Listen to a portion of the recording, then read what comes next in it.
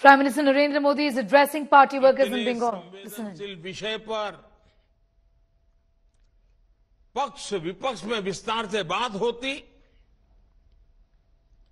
तो जरूर मणिपुर के लोगों को भी मरहम लगता और समस्या के समाधान के लिए नए नए कुछ रास्ते भी निकल आते।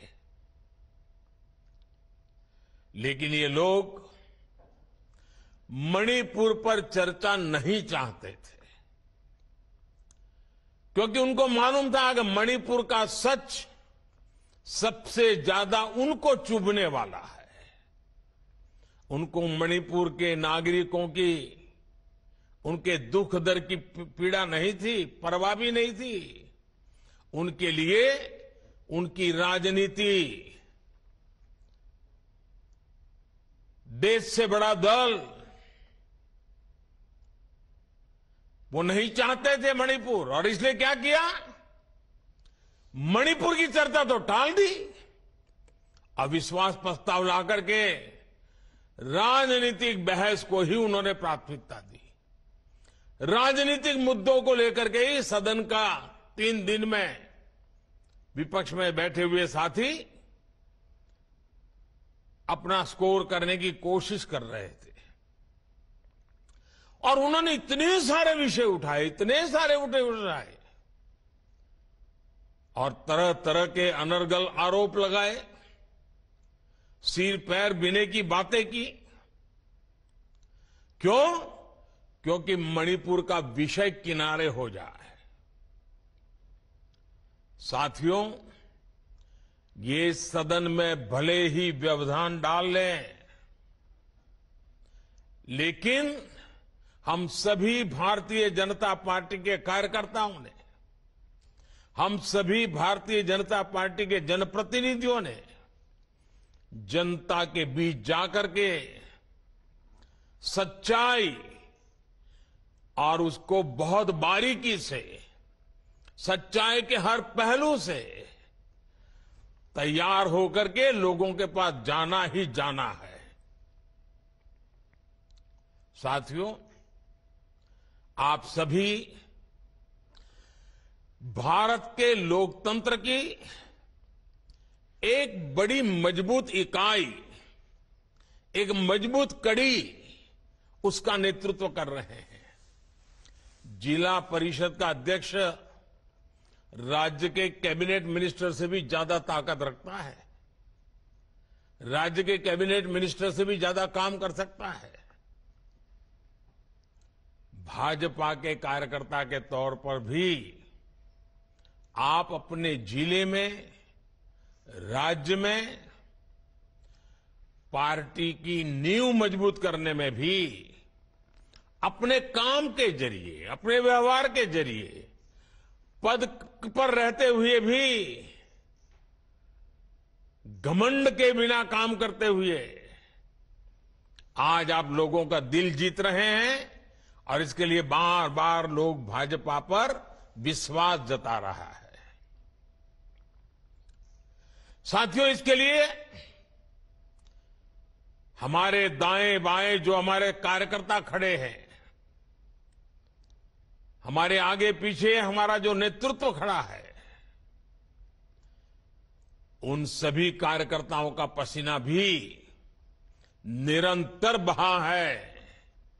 इतना ही नहीं, जरूरत पड़ने पर भारतीय जनता पार्टी के कार्यकर्ताओं ने ये भारत मां की इस पवित्र धरती को अपने खून से सींचा है, कई बार संघर्ष किए हैं।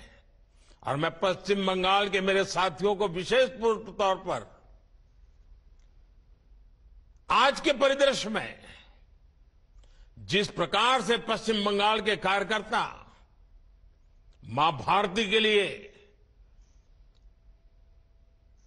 पश्चिम बंगाल के उज्जवल भविष्य के लिए, पश्चिम बंगाल के गरीब भाई बहनों के लिए जिस प्रकार से संघर्ष कर रहे हैं,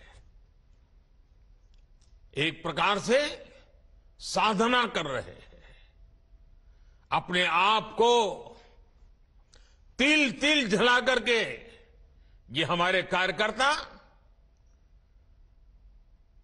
पश्चिम बंगाल का उस पुराने वैभव को वापस लाने के लिए काम कर रहे हैं। अभी अभी वहां पंचायत के चुनाव हुए। इस चुनावों में टीएमसी ने कैसा खूनी खेल खेला, ये भी देश ने देखा है। पहले चुनाव में इनका तरीका क्या है? पहले तो चुनाव की तैयारी के लिए समय मत दो, बहुत ही जल्दी जल्दी फॉर्म भरने की तारीख घोषित कर दो। फिर कोई भी विरोधी दल का, कोई भी बीजेपी का व्यक्ति पर्चा ही न भर सके, इसके लिए जो कुछ भी कर सकते हैं करो। और अगर मानो उसने चातुर्यपूर्वक फॉर्म भरने के लिए जगह पर पहुंच भी गया, तो फिर चुनाव लड़ने में अड़ंगे डालना, उनको घर घर जाने नहीं देना, प्रचार करने नहीं देना, धमकियां देना। और सिर्फ भाजपा के कार्यकर्ताओं को धमकाना ऐसा नहीं, वोटरों को भी भयभीत कर देना। और बीजेपी की जो समर्थक रिश्तेदार हैं, उनको भी जीना मुश्किल कर देना, घर से निकलने नहीं देना। और जब वोटिंग होती है तो उस वोटिंग में थप्पेबाजी करना। ये टोलाबाजों की फौज थप्पेबाजी की फौज बन जाती है। सारे गुंडों को कॉन्ट्रैक्ट दिया जाता है, कितने पोलिंग बूथ को कौन कैप्चर करेगा, मतपेटियां उठा करके भागना। और फिर जब काउंटिंग होता है तो एक एक वोट पर अड़ंगे डालना, भय का वातावरण बनाना। काउंटिंग में से बीजेपी के कार्यकर्ताओं को उठा करके बाहर ले जाना, बैठने नहीं देना। इतने जुल्म के बाद भी ये पश्चिम बंगाल की जनता है, उसका प्यार है कि वो बीजेपी के कार्यकर्ताओं को आशीर्वाद देते रहे हैं और बीजेपी के प्रत्याशी जीतते जा रहे हैं। और जब जीत जाते हैं तो उनको जुलूस नहीं निकाल देना। कोई जुलूस निकालने की कोशिश करे तो हमले बोल देना, जानलेवा हमले करना। पश्चिम बंगाल में टीएमसी की राजनीति का यही तरीका है।